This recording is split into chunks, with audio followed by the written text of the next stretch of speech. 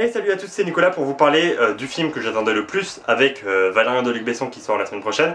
Je veux bien sûr parler du nouveau film de mon réalisateur préféré qui nous a fait des films comme, bon voilà, la saga des Dark Knight, la saga des Batman, Memento, Insomnia, Le Prestige, Inception, Interstellar du coup qui est mon film préféré. Je veux bien sûr parler de Christopher Nolan, qui nous a fait du coup un film de guerre, je mets en crochet, j'expliquerai pourquoi après, qui est Dunkerque du coup, qui raconte l'histoire, la véritable histoire du coup, qui est celle de 400 000 hommes qui vont être rapatriés en Angleterre depuis Dunkerque du coup, et qui va mal se passer, et il va y avoir des événements, etc. C'est une histoire pas forcément très connue, en tout cas moi je la connaissais pas.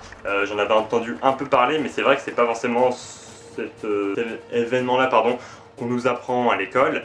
Je sais, enfin, en tout cas, Christopher Nolan disait que en France c'était un événement qui était pas forcément très connu, mais qui est beaucoup plus connu en Angleterre.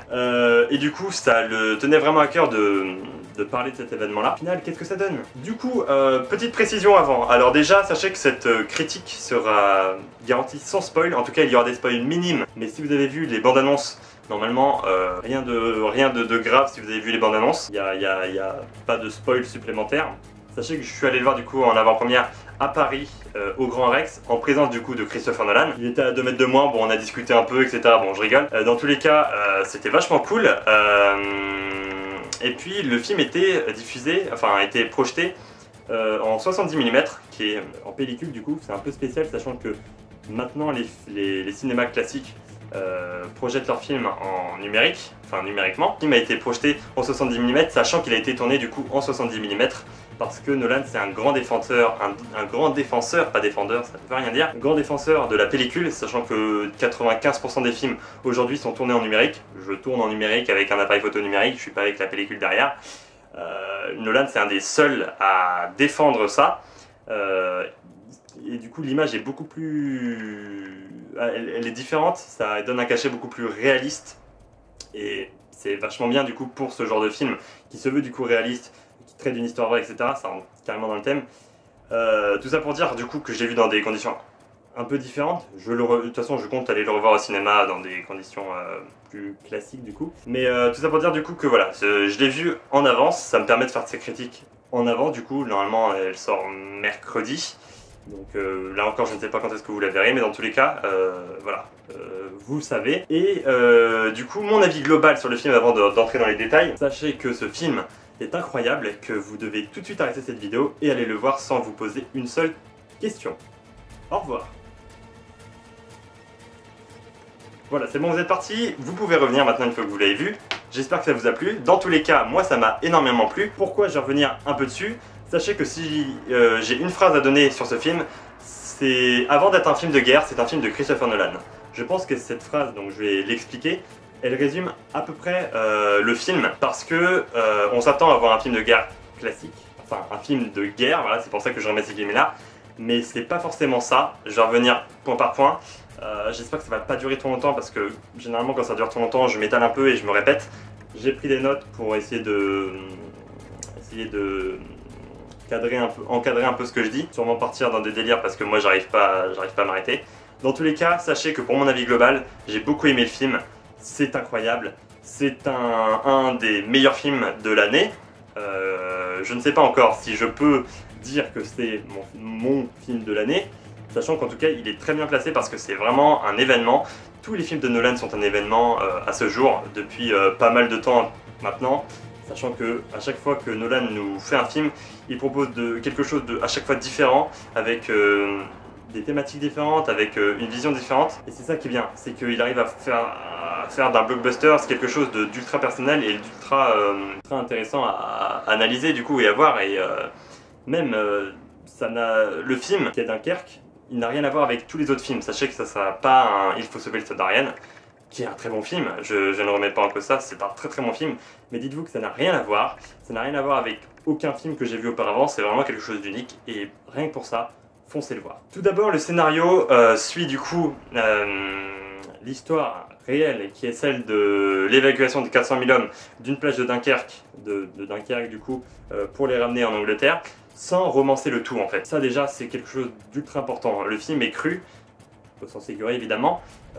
On n'a pas du coup, la plupart des films où il y a marqué tiré d'une histoire vraie, d'après des faits réels, le tout est romancé évidemment dans la plupart des cas. Ici, non, ça n'est pas du tout le cas et on a quelque chose de très, on a vraiment l'impression de suivre en fait l'histoire sans que ce soit un film à part entière. C'est difficile à expliquer, mais prenez ça plus comme une expérience. Le tout dans un montage déconstruit qui brouille le spectateur en jouant avec les points de vue différents de personnages et les temporalités différentes. Tout ne se passe pas au même moment, qui est évidemment non sans rappeler Memento ou Following dont je vous avais parlé dans une autre vidéo. Ici, comme Nolan aime le faire, il nous l'a déjà prouvé dans d'autres films, il aime jouer avec le temps, il le dit d'ailleurs dans une interview et je vous confirme ce qu'il dit. Le temps est un élément essentiel de l'intrigue. Une petite chose que j'avais remarqué en fait avant d'aller voir le film, c'était sa durée. 1h47. 1h47 est une durée normale pour un film, même si plus ça va, je trouve, plus les films durent longtemps. Cependant, Nolan, il est habitué à faire des films longs. On avait déjà eu pour The Dark Knight et pour The Dark Knight Rises des films de plus de 2h30 je crois. Pareil pour Inception. Interstellar dure 2h40. Donc Nolan il aime bien faire des longs films bien fat. Là on a un film d'1h47, ça peut paraître un peu raccourci, enfin on a l'impression, ça peut paraître un peu bizarre. Cependant, c'est 1h47, elles sont mais intenses, ultra intenses. Il n'y a pas un moment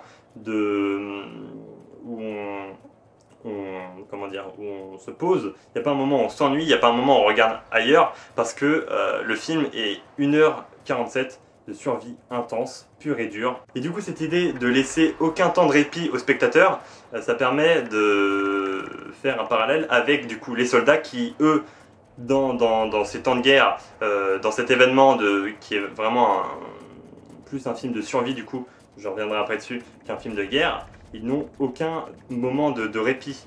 Et du coup voilà, le fait d'avoir un film de 1h47 qui est ultra intense, qui ne s'arrête jamais, ça met bien, ça montre bien, ça illustre bien l'idée du coup des soldats qui sont piégés, qui ne peuvent pas se poser, qui sont bloqués et qui ouais, ils n'ont pas un seul moment de répit. Un truc que j'ai remarqué du coup, il faudra que je vais le revoir, donc je vais essayer de vraiment me concentrer là-dessus. Mais à pas un seul moment on voit en fait le visage de l'ennemi.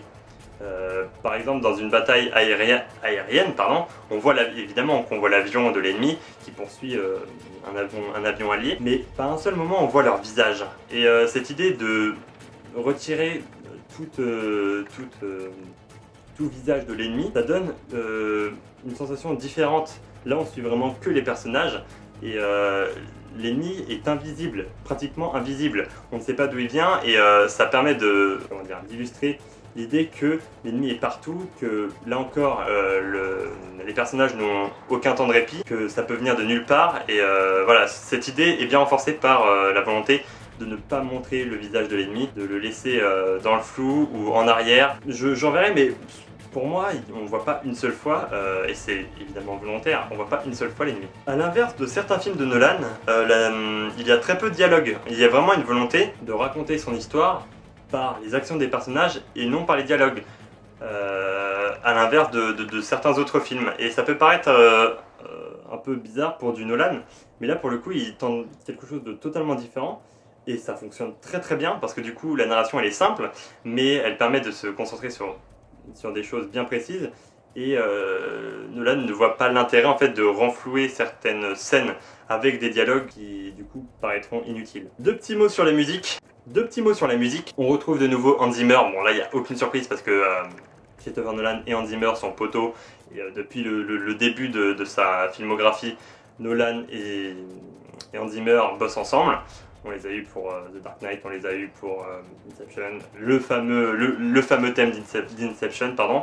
Dans tous les cas, il avait fait quelque chose de totalement différent pour Interstellar qui moi m'avait énormément plu. Je trouve la BO, la voiture qui passe, je trouve la BO d'Interstellar totalement folle, qui est incroyable. Il y a certaines scènes qui sont accompagnées par des musiques vraiment, c'est fou. Et c'est ce genre de musique là qui m'ont conforté dans l'idée que ce film est incroyable et pour moi mon film préféré. Ici on a encore quelque chose de totalement différent. On a vraiment une volonté de il y a de rajouter plein de horlogerie, voilà, c'est bon, j'ai réussi à le dire, avec des tic-tac d'une montre qu'on a dans le fond, permet de renforcer du coup le stress des personnages, enfin le stress des spectateurs par rapport aux personnages. Dans certaines scènes, il y a vraiment certaines scènes qui sont ultra prenantes, avec une musique par-dessus qui fonctionne très bien et qui arrive parfaitement à accompagner certaines scènes qui permettent à ces scènes-là du coup d'être dantesques. Là on retrouve encore Christopher Nolan, c'est dans la colorimétrie avec une volonté d'avoir une esthétique dans le bleu-gris qu'on avait déjà dans The Dark Knight, qu'on avait dans Inception, qu'on avait dans Interstellar qui se tournait plus dans les gris.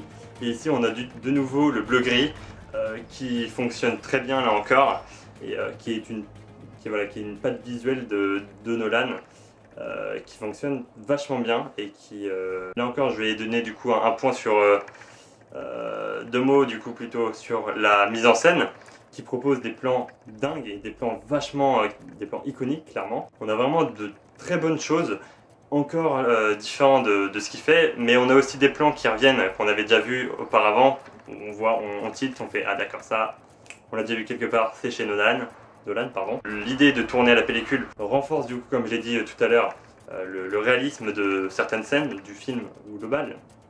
Et ouais, à ce niveau-là, ça fonctionne très bien. D'ailleurs, petite mise au point par rapport au réalisme. Par rapport du coup, quand j'étais à l'avant-première, il y a eu du coup Christopher Nolan qui du coup a parlé de son film, parce qu'il est un petit peu venu pour ça, je pense, voilà. Et du coup qui expliquait que tous les bateaux et les avions sont de vrais bateaux, de vrais avions qui n'ont pas été créés numériquement avec des effets spéciaux. Tout ça, Nolan, il en veut pas. De toute façon, Nolan, il aime pas trop ça. Il aime quand c'est réaliste, quand c'est vrai. D'ailleurs, c'est pour ça qu'il tourne la pellicule. Il n'est pas forcément très fan de tout ce qui est effets spéciaux comme ça, de reproduction numérique. Surtout pour des bateaux et puis pour des avions, sachant que le film se veut tirer d'une histoire vraie, donc pour renforcer le réalisme, etc. Il a préféré du coup utiliser de vrais bateaux, de vrais avions, etc. Je dis beaucoup de fois, etc. je trouve. Dans tous les cas, ça fonctionne très bien. Apparemment, c'était très difficile de mettre tout ça en place, mais le résultat y est, on s'y croit, ça fonctionne très bien. Et à ce niveau-là, c'est parfait, encore une fois. Au niveau des acteurs, pour dire 2-3 mots dessus avant de passer au personnage, sachez que l'ensemble est très bon, Là encore, on a que du très bon. Tom Hardy, du coup, très bon. Cillian Murphy, alors pour ceux qui ne connaissent pas du coup les acteurs, Tom Hardy c'est celui qui jouait Bane dans The Dark Knight Rises. Cillian Murphy c'est celui qui jouait l'épouvantail dans The Batman Begins. Voilà. Là c'est vrai qu'on a beaucoup de nouveaux acteurs parce que Nolan il aime bien utiliser à chaque fois des acteurs, ces petits acteurs fétiches. On n'a pas Michael Caine pour une fois, sachant qu'il était là je crois dans tous ses films. Dans tous les cas, même l'acteur du coup, le chanteur des One Direction qui s'appelle Harry Styles, je crois que c'est ça, ne me frappez pas si c'est pas ça, dans tous les cas, même lui il fait le taf, j'ai envie de dire, c'est pas foufou, mais dans tous les cas c'est du très bon et comme tous les autres il est au niveau, il est d'une justesse comme ça. Et ouais, ça fonctionne très bien à ce niveau-là. Au niveau des personnages, il n'y a pas de personnage principal, ça peut paraître un peu bizarre de dire ça, sachant que dans tous les film, il y a un personnage principal. Ici, pas forcément, parce qu'en fait on suit différents points de vue. Ça veut dire qu'on va suivre un point de vue des airs, du coup avec le personnage de Tom Hardy qui est dans un avion. On va suivre un autre point de vue d'un groupe de personnes qui est dans la mer, un point de vue d'un groupe de personnes qui est sur la plage. Et en fait, cette alchimie de différents points de vue là qui une fois rassemblés dans un montage du coup, comme j'ai dit, qui est déconstruit avec des temporalités différentes, qui donne un tout vachement sympa à voir et qui rend le truc vraiment intéressant. Et c'est cette idée du coup de Nolan de raconter un événement historique de cette façon-là qui rend cet événement historique à l'écran intéressant à regarder, à voir. De plus, on n'a pas une idéalisation des acteurs. Je m'explique. Je vais prendre l'exemple de Ben-Hur, pas le nouveau, le remake nul là. Je parle de celui de 1959. Dans la scène de la course des chars, de chars, pardon, le personnage principal retire son casque alors qu'il devrait pas du tout retirer son casque puisqu'il est dans une course de char et c'est ultra dangereux. S'il tombe, il peut mourir, alors qu'avec un casque, il a des chances de survie un peu plus élevées.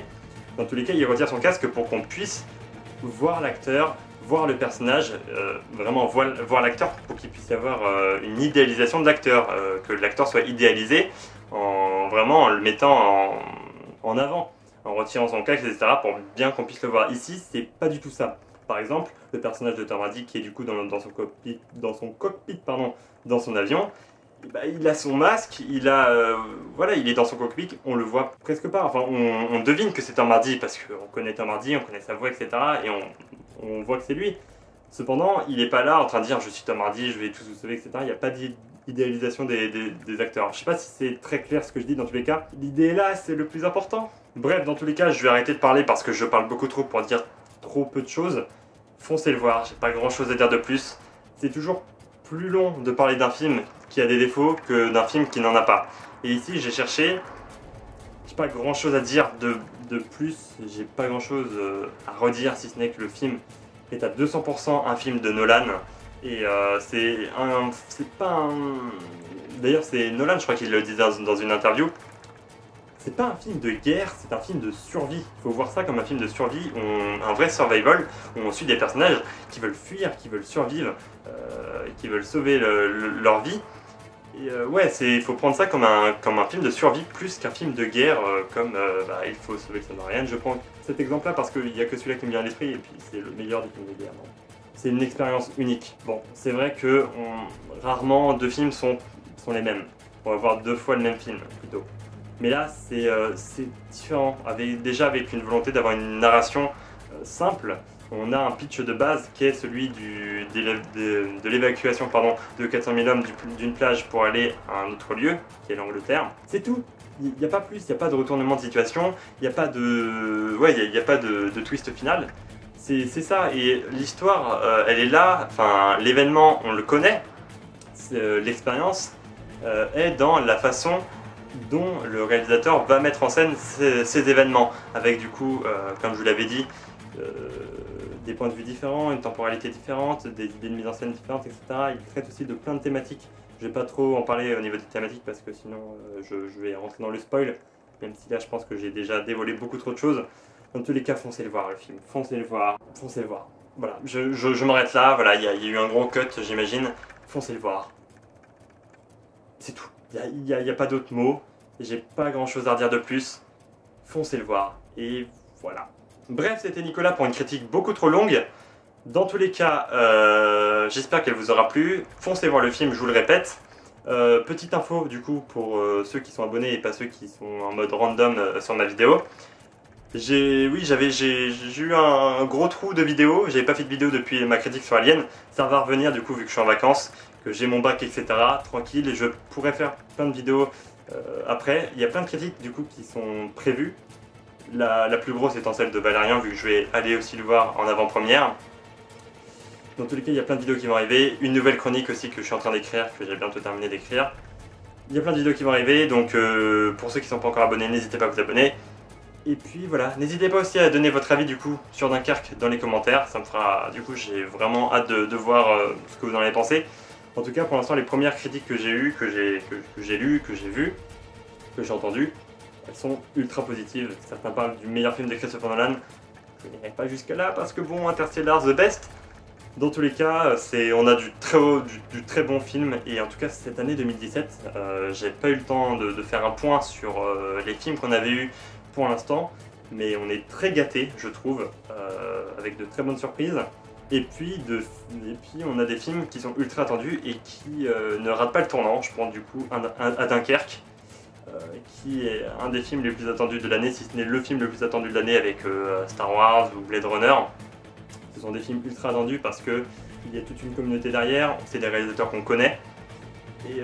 Et voilà, on a peur que ça se plante. Dans tous les cas, Christopher Nolan est au top. Et j'espère que ça va le rester dans ses futurs films. Voilà, c'est tout. Je parle pas plus, vous avez d'autres trucs à faire comme aller voir les films si c'est pas déjà fait. Et puis retournez voir Interstellar, je vous l'oblige.